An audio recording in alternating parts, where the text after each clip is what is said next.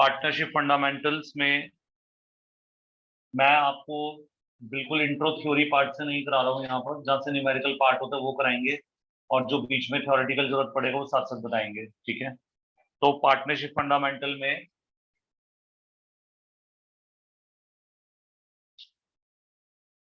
Partnership fundamentals के अंदर numerical part से स्टार्ट करना है। ठीक है, सबसे पहला जो टॉपिक है हमारा पार्टनरशिप फंडामेंटल्स में, that is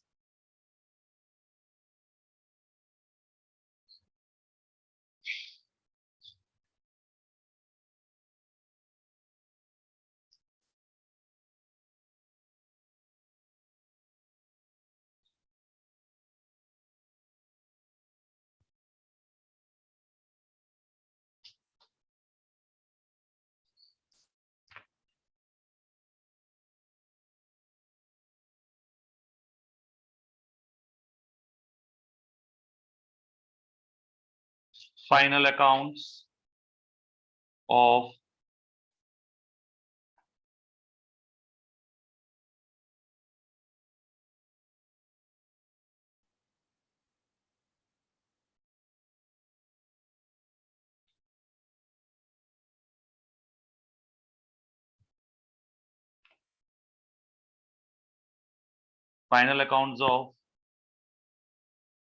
partnership forms.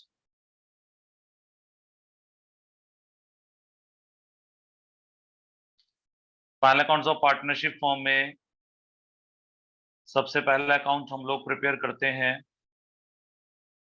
Profit and loss appropriation account.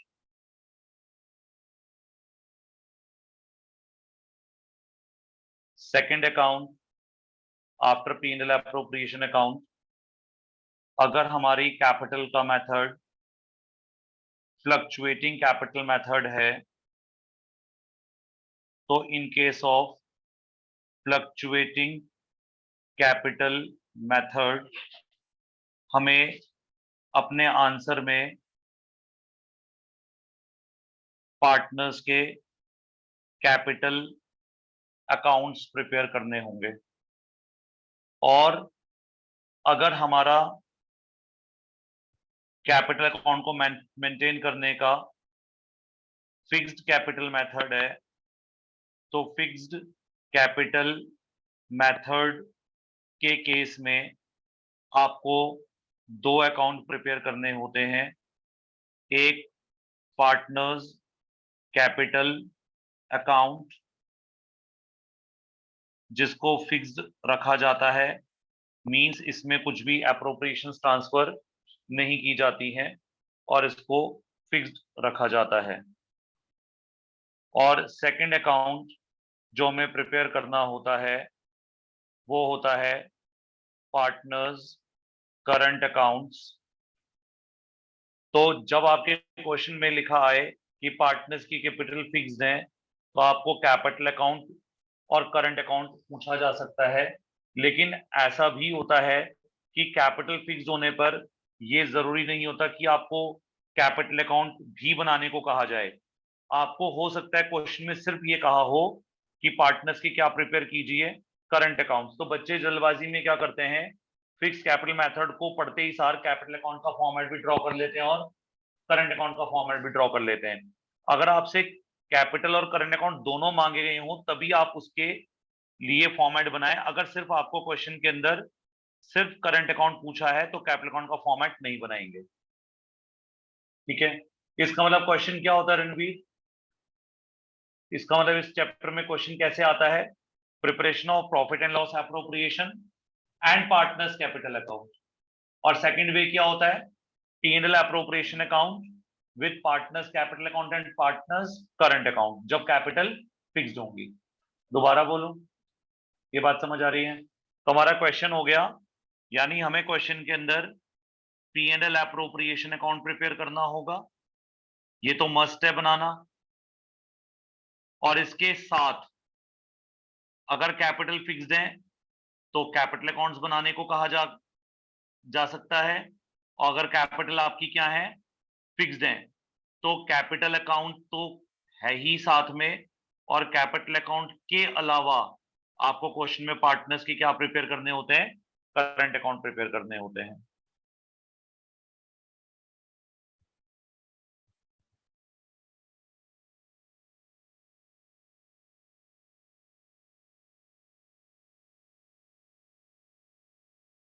तो अंडर फिक्स कैपिटल मेथड हमारे पास कैपिटल अकाउंट और करंट अकाउंट बनाना होगा, और फ्लक्चुएटिंग में सिर्फ हमें क्या बनाना होगा, कैपिटल अकाउंट बनाना होगा।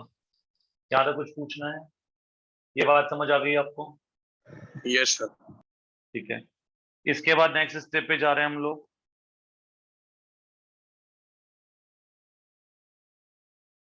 ध्यान से सुनिएगा।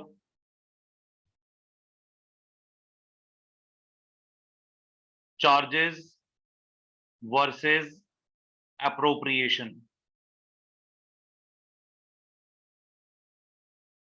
इस मोमेंट पे अब फिलहाल मैं ये एलोबरेट बहुत ज्यादा नहीं कर सकता कि पार्टनर्स को इंटरेस्ट इन कैपिटल देते हैं, सैलरी देते हैं, वो चीजें हमें बेसिक पता है। तो जब रिवीजन क्लास चल रही है तो वो चीजें आएंगी, लेकिन बट जो ज्यादा जरूरी है उस पॉइंट ऑफ व्यू से क्लास को स्टार्ट करा है। ठीक है, ध्यान से सुनिएगा। चार्जेस वर्सेस एप्रोप्रिएशन क्या होता है? पार्टनरशिप फॉर्म के अंदर हमें पार्टनर्स को उनकी कैपिटल के ऊपर इंटरेस्ट देना होता है, that is interest on capital. हमें पार्टनर्स को उनके फॉर्म में टाइम डिवोट करने की वजह से, एक्स्ट्रा एफर्ट्स करने की वजह से हमें उनको सैलरी देनी पड़ती है। इस सैलरी को क्वेश्चन में रेम्यूनरेशन भी लिखा आता है। हमें पार्टनर को उनके कुछ एक्स्ट्रा एफर्ट्स के लिए कमीशन पे करनी होती है। तो पार्टनर्स को हम इंटरेस्ट ऑन कैपिटल, सैलरी और कमीशन पे करते हैं। और इसके अलावा प्लीज बात को ध्यान से सुनिएगा, इसके अलावा पार्टनर्स को, मैंने आपसे अभी ये लाइन कह दी कि मैं बिल्कुल फंडामेंटल में वो चीजें नहीं बता सकता कि बिल्कुल एक एक लाइन बताई जाए। बता मैं सब कुछ रहा हूं, पर थोड़ा सा उतना एलोबरेट करके नहीं, जैसे हमने शुरू में फंडामेंटल में पढ़ा था। फोर्थ आइटम जो पार्टनर को हमें पे करनी होती है वो होती है रेंट टू पार्टनर। जब एक पार्टनर अपनी प्रॉपर्टी को फर्म को रेंट पे दे देता है, तो फर्म को अपने पार्टनर की प्रॉपर्टी किराए पर लेने से पार्टनर को क्या पे करना होता है, रेंट पे करना पड़ता है। कौन किसको रेंट पे करेगा?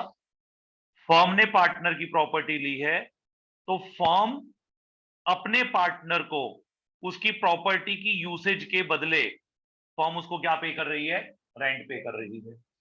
दोबारा बोलूं रणबीर? नेक्स्ट है इसके बाद interest on loan given by firm to partner.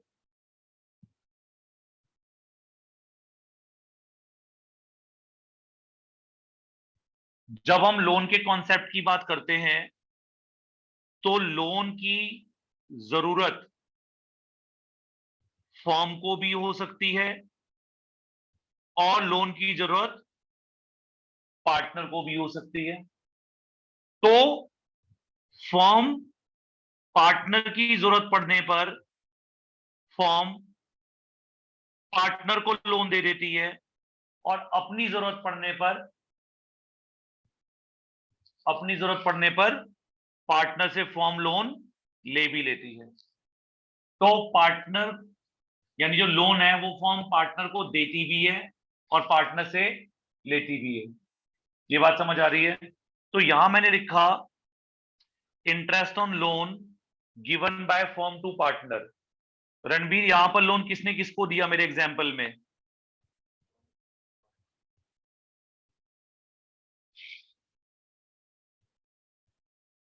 Loan किसने किसको दिया?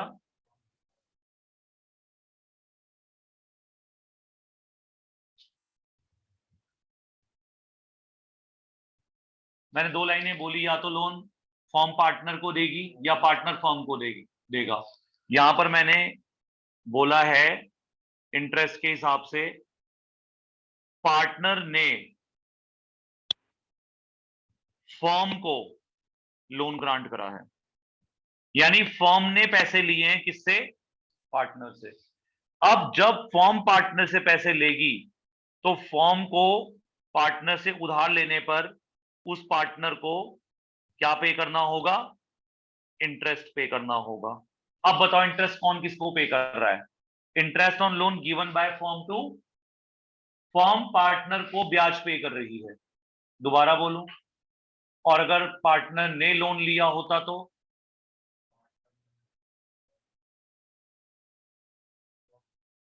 फर्म उससे इंटरेस्ट लेती।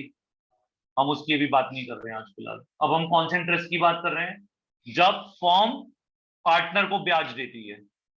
दोबारा बोलूं मैं, दोबारा बोलूं ये लाइन। अब कितने पॉइंट्स मैंने आपको बताया लेफ्ट हैंड साइड पे देखिए आप पार्टनर्स को उसकी कैपिटल पे क्या दे रहे हैं? इंटरेस्ट ऑन कैपिटल दे रहे हैं। पार्टनर को आप काम की सैलरी दे रहे हैं, उसके काम की आप कमीशन दे रहे हैं, आप उसको उसके प्रॉपर्टी का रेंट दे रहे हैं, और अगर आपने उससे लोन लिया है तो आप लोन के ऊपर उसको क्या दे रहे हैं? इंटरेस्ट दे रहे हैं। ये बात समझ आ गई? अब ये चार्ज वर्सेस एप्रोप्रिएशन क्या होता है? जब फर्म को लॉस होगा तो लॉस होने के केस में फर्म को पार्टनर को रेंट भी देना पड़ेगा और फर्म को पार्टनर को इंटरेस्ट भी देना पड़ेगा। इसका मतलब क्या हो गया कि रेंट और पार्टनर को दिए जाने वाला इंटरेस्ट कंपलसरी पेमेंट होती है, चाहे लॉसेज हो तो भी देना पड़ेगा, प्रॉफिट है तब तो देना ही है, लॉसेज होंगे तो भी देना पड़ेगा।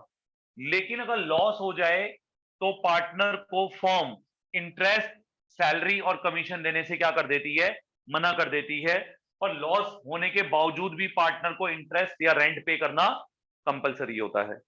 दोबारा बोलो ये लाइन, ये लाइन सबको समझ में आ गई आपको? तो इन पांचों में से जो अमाउंट कंपलसरी टू पे है उनको क्या कहा जाता है? चार्जेस।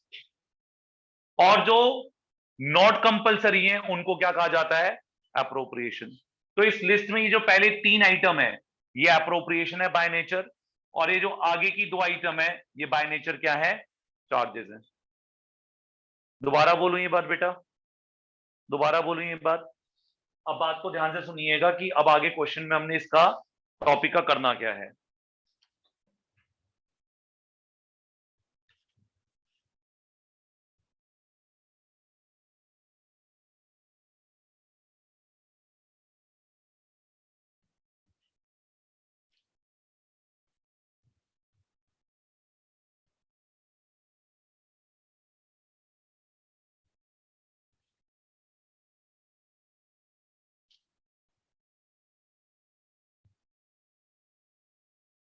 जब हम फाइनल अकाउंट शुरू करते हैं पार्टनरशिप फॉर्म्स के, तो हम सबसे पहला अकाउंट अपनी बुक्स में बनाते हैं प्रॉफिट एंड लॉस अकाउंट।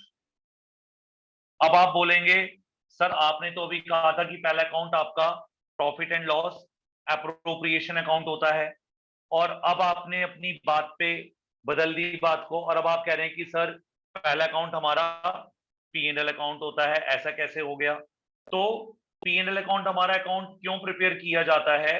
बात को ध्यान से सुनिएगा। जब पार्टनर्स को चार्जेस वाले अमाउंट पे करने होते हैं, अगर पार्टनर को चार्जेस वाले अमाउंट पे करने होते हैं तो उन चार्जेस की रिकॉर्डिंग, उन चार्जेस की रिकॉर्डिंग P&L अकाउंट में की जाती है, ना कि profit and loss appropriation account में। तो जब हम P&L अकाउंट बनाते हैं तो इसकी क्रेडिट साइड में सबसे पहले हम लिखेंगे by net profit brought down.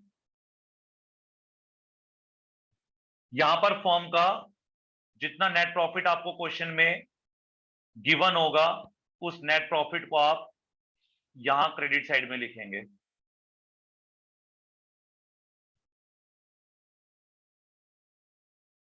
दोबारा बोलो रणवीर। अब इस नेट प्रॉफिट की वैल्यू को यहां लिखने के बाद इसके सामने वाली डेबिट साइड में, क्योंकि profit and loss account by nature nominal account है, तो इस प्रॉफिट में से हम जो भी एक्सपेंसेस पे करेंगे, यानी फर्म के लिए जो भी इसमें से एक्सपेंस पे करे जाने होंगे, वो बाय नेचर डेबिट होते हैं, तो इसलिए हम प्रॉफिट में दिए जाने वाले एक्सपेंस को डेबिट साइड में प्लेस करेंगे। अब सबसे पहले पार्टनर्स को इन पांचों में से क्या देना जरूरी है? रेंट। तो टू रेंट टू पार्टनर के अमाउंट को आप P&L अकाउंट की डेबिट साइड में लिख देंगे, और फिर इसके बाद आप पार्टनर को जो इंटरेस्ट ऑन लोन पे कर रहे हैं उसको भी आप डेबिट साइड में लिख देंगे।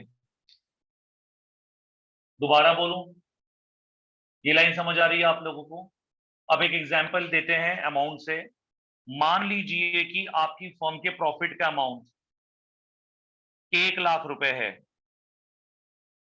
और पार्टनर को आपने 20,000 रुपए रेंट दे दिया और आपने 10,000 पार्टनर को उसको लोन के ऊपर इंटरेस्ट दे दिया, तो अब आपके पास कितना प्रॉफिट बच गया? अब आपके पास कितना प्रॉफिट बच गया? बोलो यार बोलो। 70,000 का प्रॉफिट बच गया। ये जो 70,000 का प्रॉफिट बच गया, इस बचे हुए प्रॉफिट में से हम पार्टनर को क्या दे पाएंगे? इंटरेस्ट ऑन कैपिटल, सैलरी और कमीशन एक्सेट्रा। और इसके बाद जितना प्रॉफिट बच जाएगा that will be called as divisible profit, और फिर उस प्रॉफिट को हम लोग पार्टनर्स के बीच में क्या कर देंगे? डिवाइड कर देंगे। और ये प्रॉफिट के डिवीजन का काम जो होगा वो प्रॉफिट लॉस एप्रोप्रिएशन अकाउंट में होगा। दोबारा बोलूं, इसलिए इस बचे हुए प्रॉफिट को हम लोग इस P&L अकाउंट से ट्रांसफर दे देते हैं किस अकाउंट में? प्रॉफिट एंड लॉस एप्रोप्रिएशन में। इसलिए इसको क्लोज करने के लिए लिख देते हैं profit and loss appropriation account. 70,000 का प्रॉफिट जो होगा वो हम अपने एप्रोप्रिएशन अकाउंट में ट्रांसफर कर देंगे। दोबारा बोलूं, ये बात समझ आ रही है? ये बात समझ आ रही है? अब एक बहुत इंपॉर्टेंट पॉइंट ले रहे हैं, ध्यान से सुनिएगा।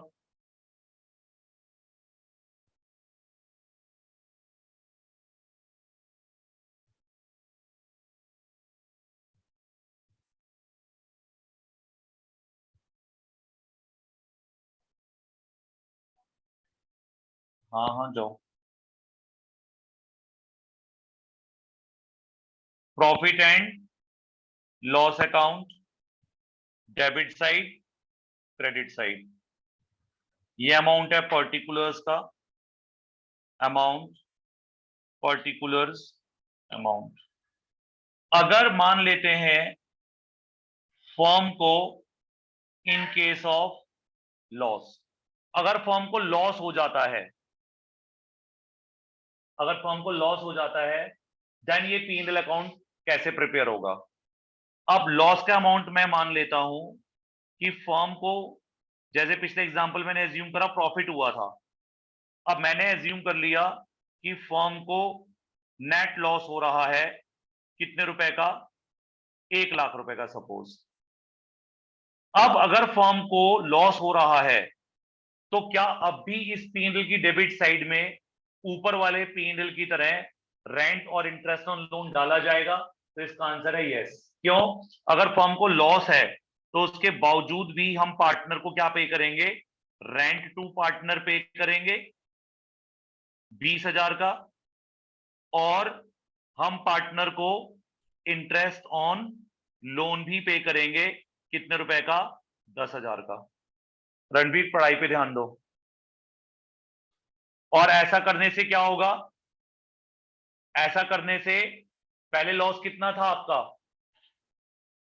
पहले आपका लॉस कितना था? यहां पर सिर्फ 1 लाख का लॉस हुआ था जब आपने पार्टनर को रेंट और इंटरेस्ट दे दिया, क्योंकि बाय नेचर क्या थे?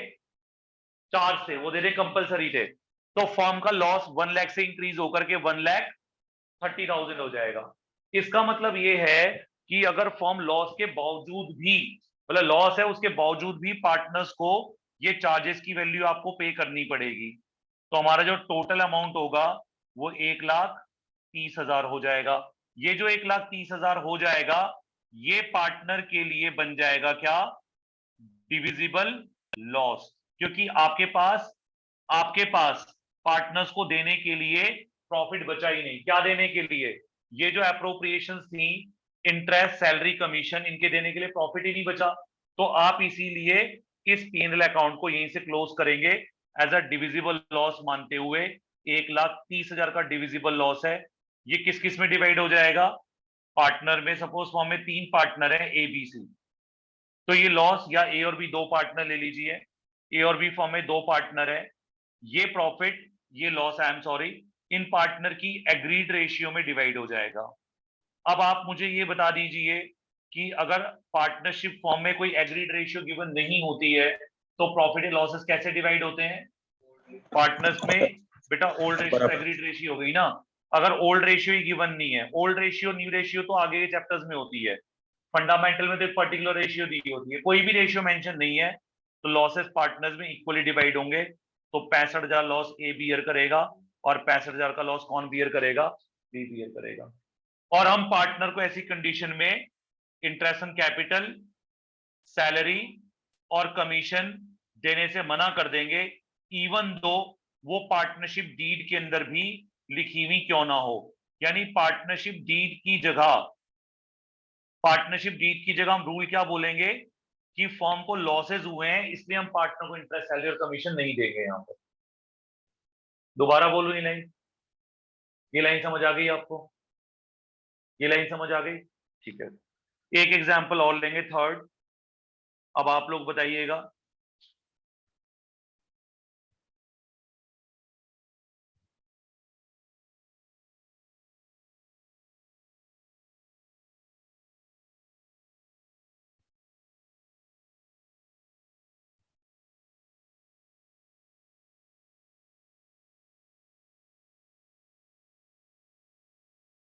हमारे पास नेट लॉस है,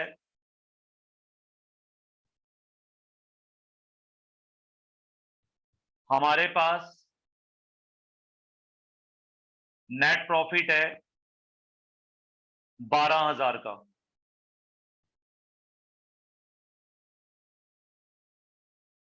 और आपने पार्टनर्स को जो रेंट पे करना है वो 30,000, 20,000 है।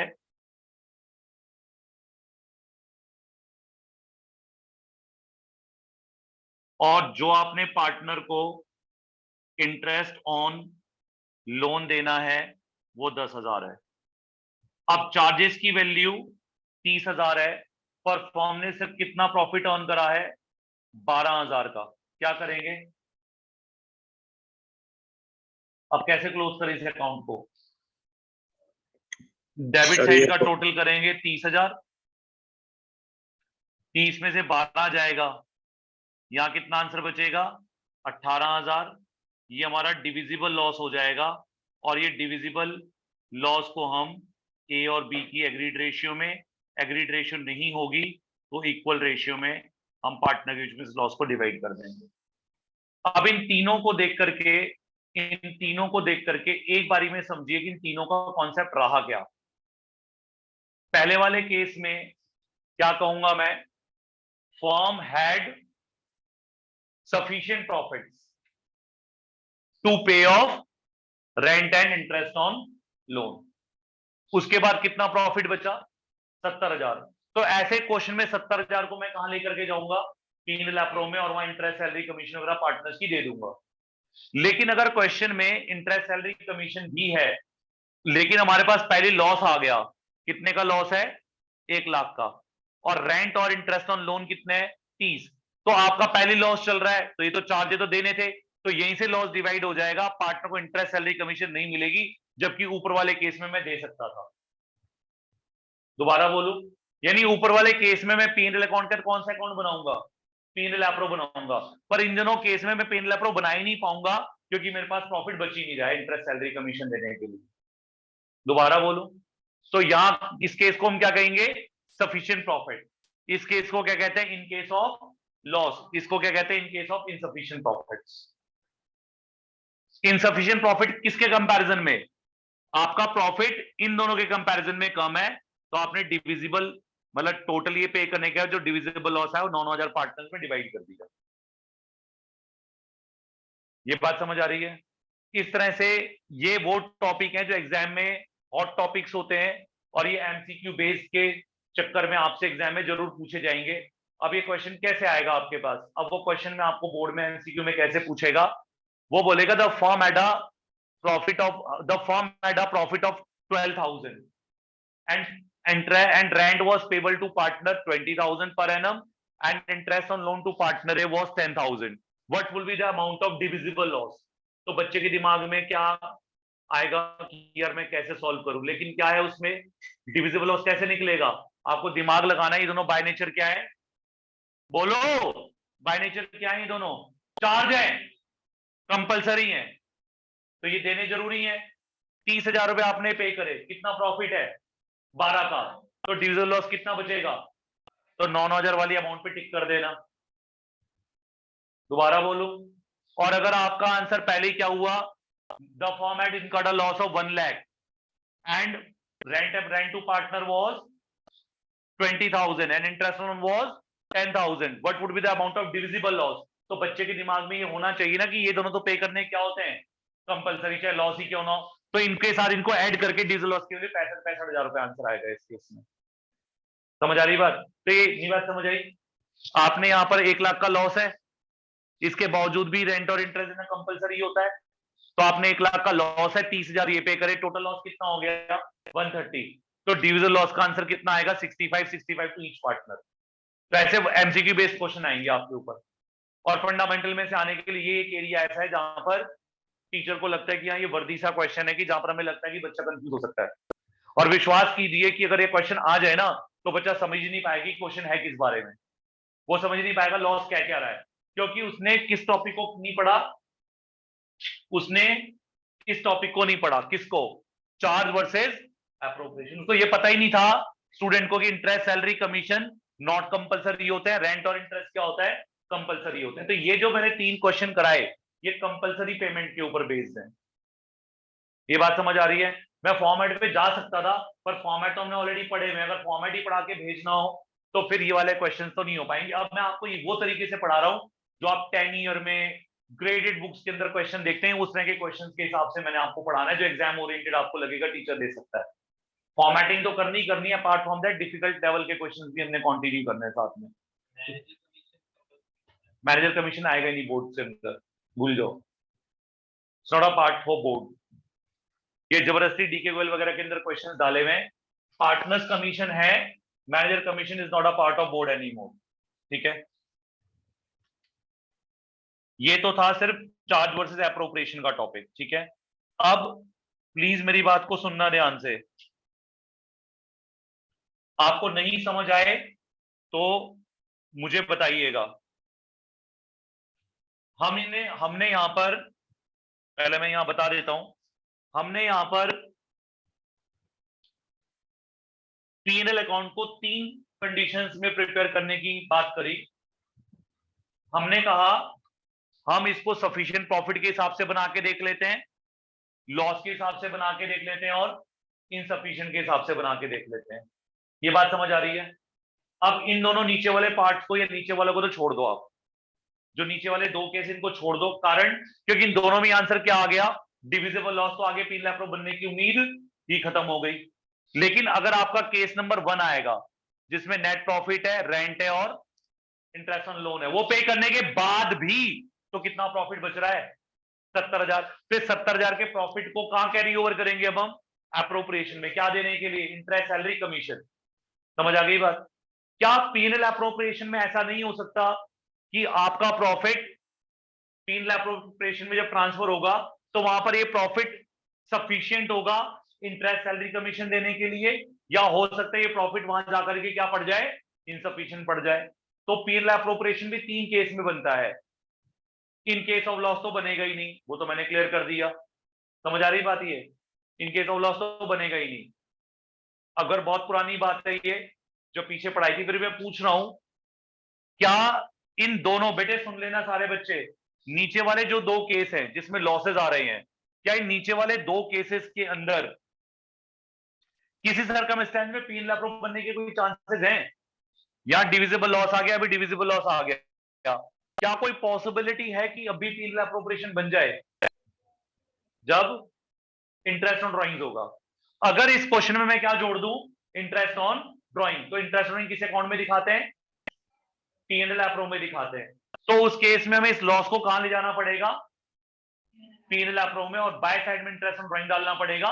फिर ये loss P and L appropriation से बटेगा, ना कि यहां से। आप बोलो, कुछ कह रहे थे तुम? लिंक तो मेरी रेगुलर क्लास वाली लिंक है आपके पास?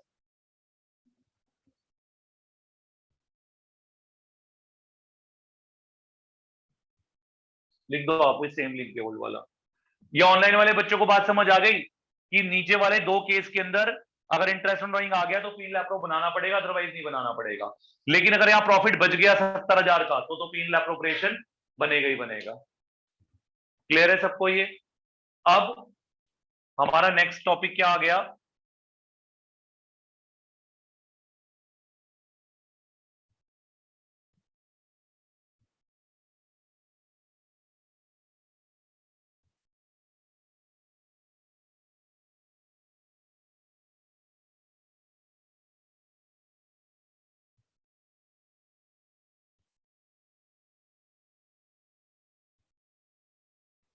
Preparation of profit and loss appropriation account.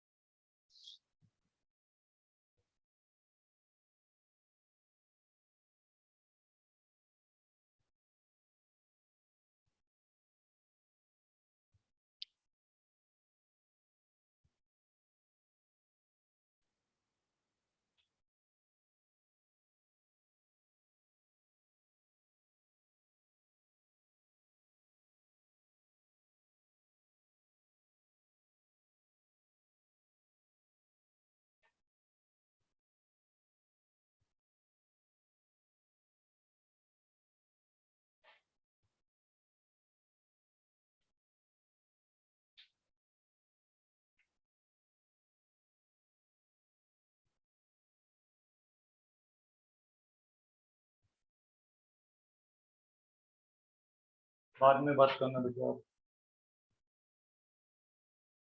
Preparation of profit and loss appropriation account, बात को ध्यान से सुनिएगा। इस पी एंड एल एप्रोप्रिएशन को हम 3 केस में बनाना सीखेंगे। केस नंबर 1,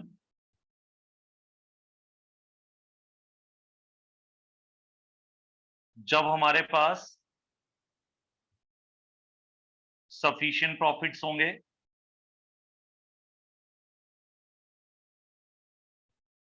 केस नंबर 2,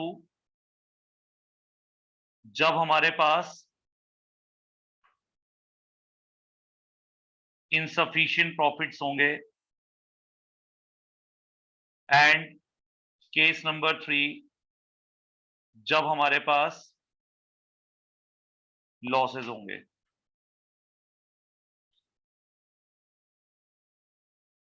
इन 3 केस के अंदर हम लोग P and L appropriation account को प्रिपेयर करना सीखेंगे। ये जो sufficient profits in case of loss को मैंने बता ही दिया कि आपको इन केस ऑफ लॉस को पी एंड एल एप्रोप्रिएशन बनाना ही नहीं पड़ता है। ये बात समझ आ रही है? तो ये वाला तो ऑलरेडी कवर हो गया है।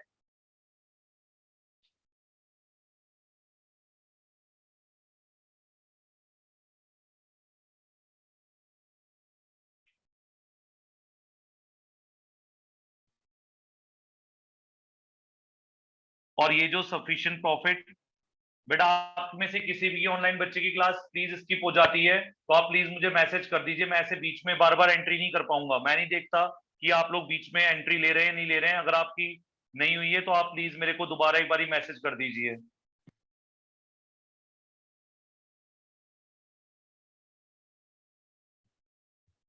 तो हमारा पीनल एप्रोप्रिएशन 3 सर्कमस्टेंस में बनेगा। जब फर्म के पास सफिशिएंट प्रॉफिट्स हो, सेकंड जब फर्म के पास इनसफिशिएंट प्रॉफिट्स हो, और थर्ड जब फर्म को क्या हो रही हो, लॉसेस हो रही हो। तो इन 3 सर्कमस्टेंस के अंदर हम लोग अपने पीनल एप्रोप्रिएशन को बनाना सीखेंगे। जो थर्ड वाला केस है उसके रेयर ही क्वेश्चन है, वो मैं वैसे आपको बता चुका हूं। ऊपर मेन 2 टॉपिक रह जाते हैं, in case of sufficient profit and in case of insufficient. Teacher ऐसा नहीं है कि आपको इनसफिशिएंट प्रॉफिट वाले क्वेश्चन दे देगा, दोनों ही अपनी जगह इक्वली इंपॉर्टेंट है ये। पर हमारे बुक के मोस्ट ऑफ द क्वेश्चन जो है वो कौन से होते हैं, जब फर्म के पास क्या होता है, सफिशिएंट प्रॉफिट्स होते हैं। तो आज हम स्टार्ट करेंगे पहले फॉर्मेट ऑफ पीनल एप्रोप्रिएशन से in the case of sufficient profits. तो पीनल एप्रोप्रिएशन का फॉर्मेट मैं अब आपको बता रहा हूं, इससे पहले मैंने आपको पीनल एप्रोप्रिएशन का फॉर्मेट नहीं बताया है।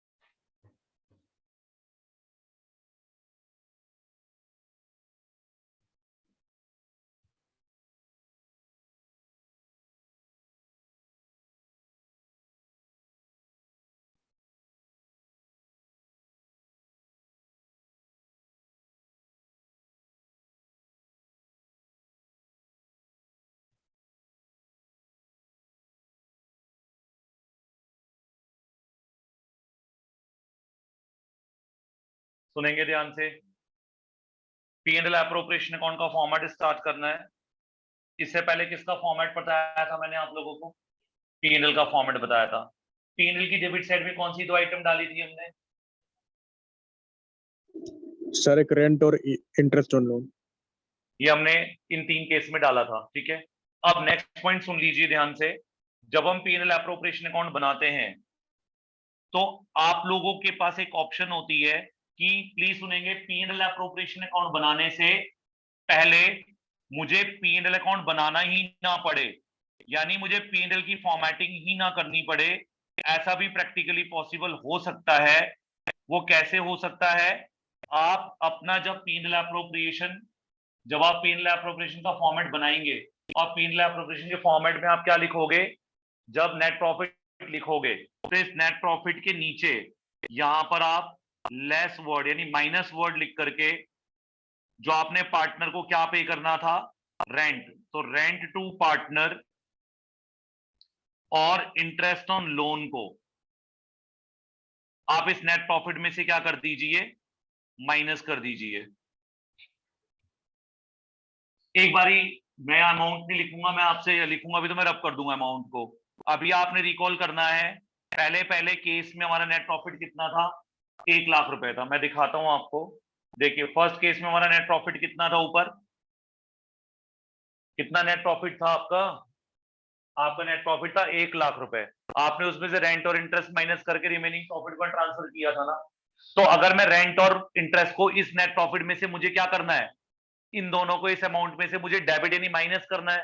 तो मैं अगर इन दोनों को किस अकाउंट में माइनस ना करके डायरेक्ट ही मैं किस अकाउंट में माइनस कर दूं अगर उसको, पीनल एप्रो में, तो मुझे पीनल अकाउंट बनाने की जरूरत नहीं होगी। तो मैं कैसे कर पाऊंगा इसको, मैं यहां लिखूंगा नेट प्रॉफिट, बाहर वाले कॉलम में नहीं, कहां लिख लीजिए नेट प्रॉफिट, या अंदर वाले कॉलम में 1 लाख, और उसमें से रेंट का 20,000 और इंटरेस्ट का 10,000 क्या कर दीजिए, माइनस। तो क्या अमाउंट आएगा, 1 लाख माइनस 20 माइनस 10, बाहर अमाउंट कितना आ जाएगा, 70,000।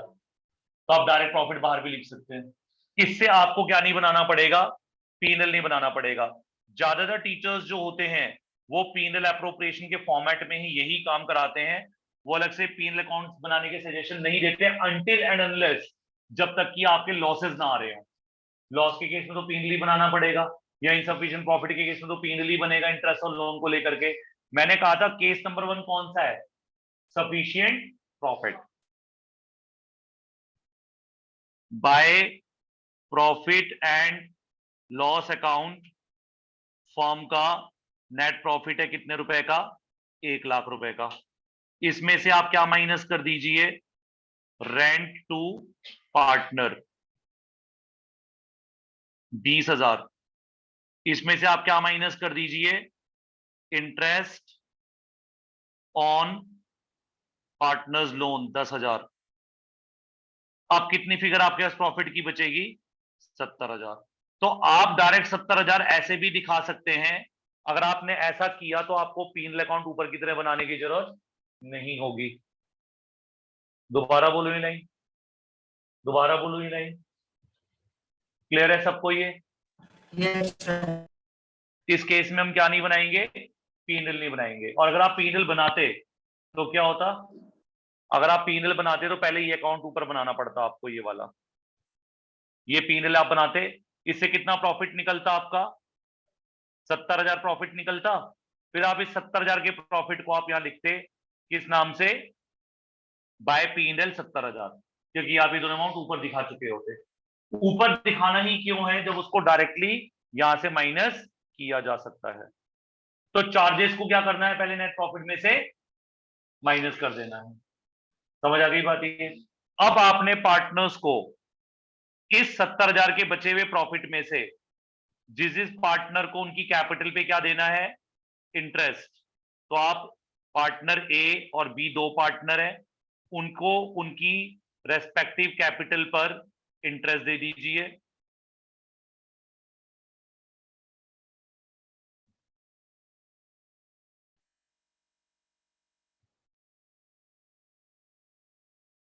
कोई भी इंटरेस्ट का इमेजिनरी अमाउंट बता दीजिए, मैं वो ले लूंगा। मान लीजिए इस पार्टनर का इंटरेस्ट 20,000 है और इस पार्टनर का इंटरेस्ट 10,000 है। 30,000 मैंने इंटरेस्ट इन कैपिटल दे दिया। देन हमने पार्टनर को क्या देनी होती है? सैलरी। मान लीजिए हमने ए को सैलरी दे दी 10,000 रुपए। हमने कमीशन देनी थी बी को, हमने पार्टनर बी को कमीशन दे दी। सपोज इसकी भी कमीशन 10,000 रुपए है। इसके बाद हमने अपने प्रॉफिट में से कुछ पार्ट प्रॉफिट का जर्नलिज्म में ट्रांसफर कर दिया, सपोज 2,000 रुपए का। जब मैं ये पार्टनर को इंटरेस्ट, सैलरी, कमीशन और रिजर्व क्रिएट कर रहा हूं, तो इस प्रोसेस को हम लोग क्या करना कहते हैं? इसी प्रोसेस को हम लोग कहते हैं कि हम क्या कर रहे हैं? एप्रोप्रिएशन कर रहे हैं। अगर लॉसेस होते तो मैं कभी भी ये interest on capital, salary, commission और रिजर्व क्रिएट नहीं कर पाता। दोबारा बोलूं ही नहीं, दोबारा बोलूं ही नहीं। क्रेडिट साइड में आप सब लोगों को रिकॉल करना होगा, क्रेडिट साइड में सिर्फ और सिर्फ एक ही आइटम आती है फंडामेंटल में, that is interest on partners drawings. ये क्रेडिट में क्यों आती है? क्योंकि ये फर्म की इनकम है और इंटरेस्ट, सैलरी, कमीशन वगैरह फर्म के एक्सपेंस है। अब मान लीजिए कि आपका ए का इंटरेस्ट ऑन ड्रॉइंग है 5,000, ए का इंटरेस्ट ऑन ड्रॉइंग है आपका 3,000 और बी का इंटरेस्ट ऑन ड्रॉइंग है 2,000। तो आपने 5,000 इसको यहां लिख दिया।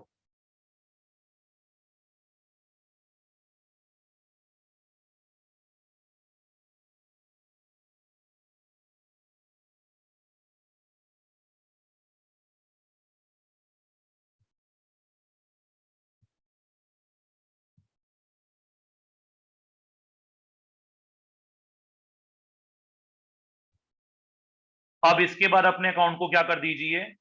क्लोज। प्लीज अब मेरी बात को सुनना ध्यान से।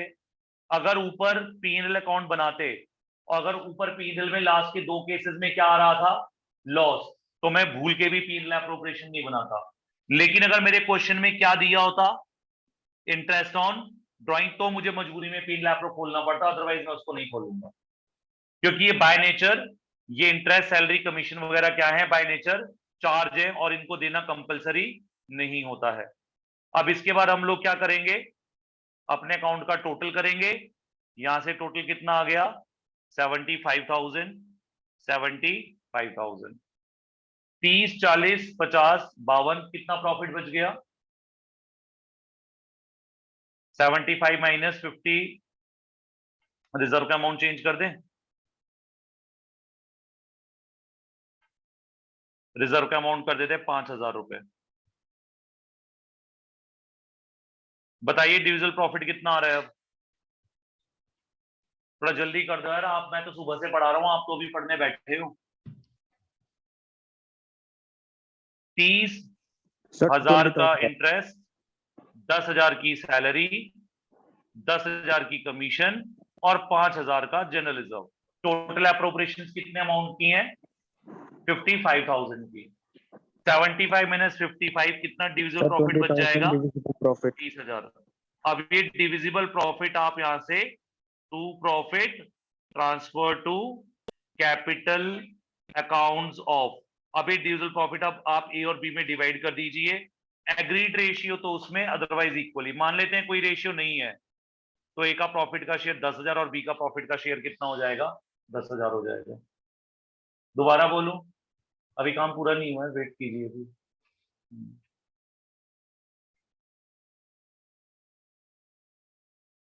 ये पिन एप्रोप्रिएशन समझ आ गया आपको कैसे बनाना है, ठीक है।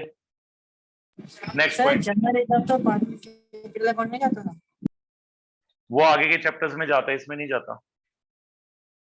इसमें तो हम रिजर्व क्रिएट कर रहे हैं बेटा, इसमें जनरल रिजर्व हमने क्रिएट करा है, बनाया है। अगर रिकॉन्स्टिट्यूशन होगा तो रिजर्व पार्टनर्स में डिस्ट्रीब्यूट होगा। नॉर्मली रिजर्व को कहां कैरी करते हैं, बैलेंस शीट की लायबिलिटी साइड में डालते हैं। अगर रेशियो चेंज हो जाए, एडमिशन हो जाए, रिटायरमेंट हो जाए, डेथ हो जाए, डिसोल्यूशन आ जाए, तब ये रिजर्व को पार्टनर में डिवाइड करना होता है, ऐसे तो नहीं डिवाइड करना होता नॉर्मल कोर्स में। अगर रिकॉन्स्टिट्यूशन नहीं है तो रिजर्व को डिस्ट्रीब्यूट नहीं कर सकते आप। कौन सा केस है ये जल्दी बता दो, ये पिन मैं छोड़ूंगा नहीं बेटा, ऐसे छोड़ूंगा तो मैं पूरा पढ़ा करके, 5 मिनट का टाइम है तो 5 मिनट लगेंगे, 7 मिनट अभी और। मुझे जल्दी बताओ ये कौन सा केस है आपके प्रॉफिट का, सफिशिएंट प्रॉफिट्स हैं, और आप इजीली एप्रोप्रिएशन करने के बाद डिविजिबल प्रॉफिट भी पार्टनर्स के बीच में डाल पाए हैं। अब मैं एक छोटा सा क्वेश्चन ले रहा हूं, प्लीज मेरी बात को सुनना ध्यान से आप।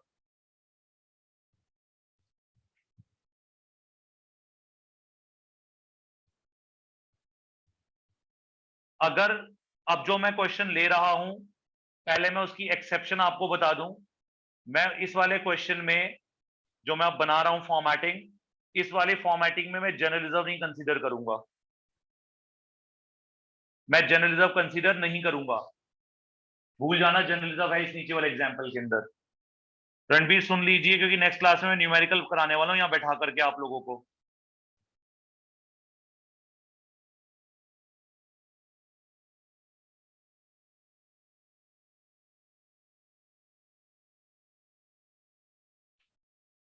सुनिए ध्यान से, by profit and loss account, सुनते जाइएगा। By profit and loss account, form का नेट प्रॉफिट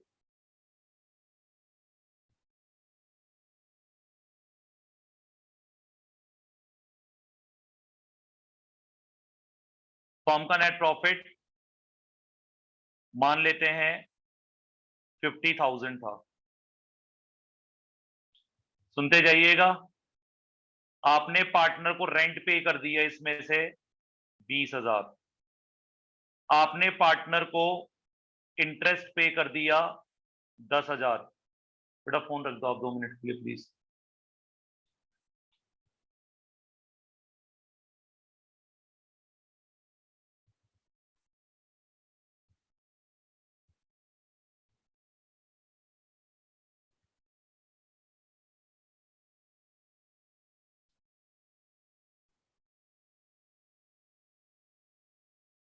दो मिनट दीजिए बस।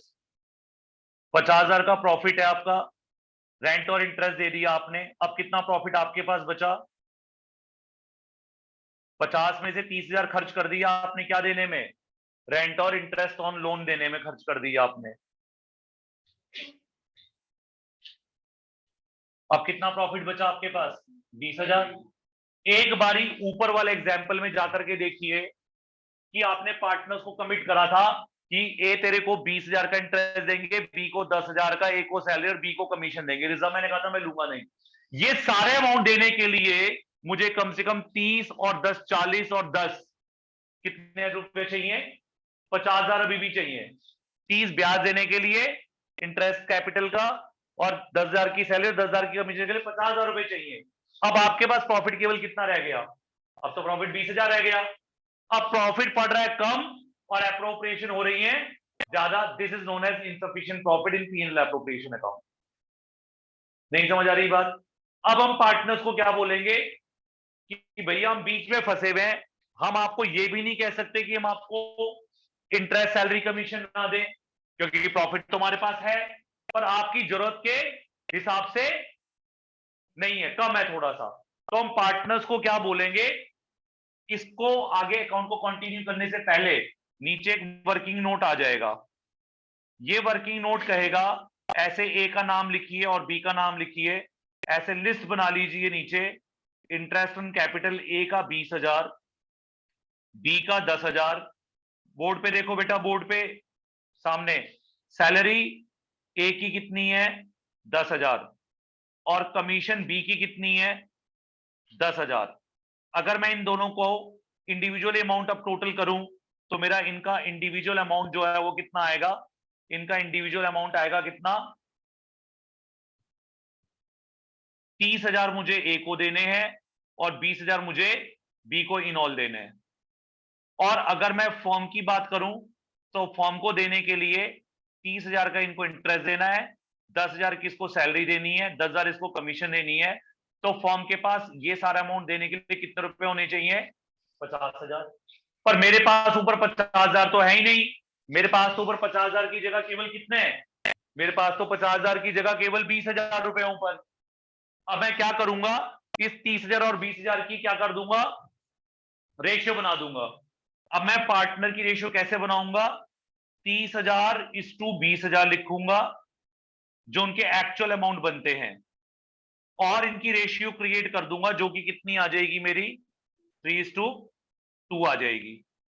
दोबारा बोलूं, इसको हम कहते हैं रेशियो ऑफ एप्रोप्रिएशन। अब मैं डेबिट साइड में जाऊंगा और मैं लिखूंगा लैंग्वेज में to profit transferred to capital accounts of, और कैपिटल फिक्स होती तो करंट अकाउंट्स ऑफ।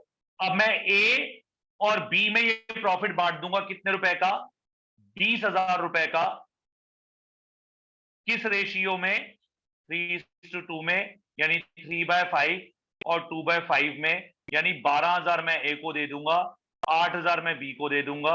ये टोटल मेरा बन जाएगा यहां से भी 20,000 और यहां से भी 20,000। अब जब मैं ये पी&एल एप्रो की डेबिट साइड बना रहा होऊंगा तो मैं इसमें क्या वर्ड यूज नहीं करूंगा?